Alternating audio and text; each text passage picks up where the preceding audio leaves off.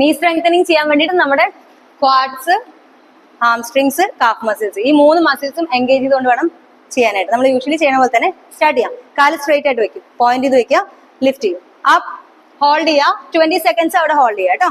ഈ സമയത്ത് കാഫ്സ് എൻഗേജ്ഡ് ആയിരിക്കണം, ക്വാഡ്സ്, ബാക്കിൽ ഹാംസ്ട്രിങ്സ് ഒക്കെ എൻഗേജ്ഡ് ആയിരിക്കും. സ്റ്റേ ചെയ്ത് കുറച്ചുകൂടെ ലിഫ്റ്റ് ചെയ്തേ. 5, 6, 7, 8, 9 ലിഫ്റ്റ് ചെയ്തിട്ട് സൈഡ് ടു സൈഡ് മൂവ് ചെയ്യാം. ഓക്കെ, ഈ സമയത്ത് ഈ 3 മസിൽസും എൻഗേജ് ചെയ്തുകൊണ്ട് തന്നെ ചെയ്യണം, quads, calves and hamstrings. Ready, side to side. 1, right leg തന്നെ ചെറിയ മൂവ്മെന്റ് മതി. 2, 3, ഒരുപാട് വൈഡ് ആക്കണ്ട. 4, ഇനി റൈറ്റ് ലെഗ് തന്നെ നമ്മൾ റൈറ്റ് ലെഗ് ഫിനിഷ് ചെയ്തിട്ട് ചെയ്യാം. റൈറ്റ് ലെഗിൽ സർക്കിൾ ചെയ്യാം. റെഡി, കാല് സ്ട്രേറ്റ് ആക്കുക, സർക്കിൾ. 1, 2, 3, 10. Very good. ഈ കൈ സപ്പോർട്ട് ഇല്ലാതെ ഇരിക്കാൻ പറ്റുകയാണെങ്കിൽ ഇരിക്കുക കേട്ടോ, സ്പൈൻ സ്ട്രേറ്റ്. ഈ കാല് തന്നെ റിവേഴ്സ് സർക്കിൾ ചെയ്യാം, റിവേഴ്സ്.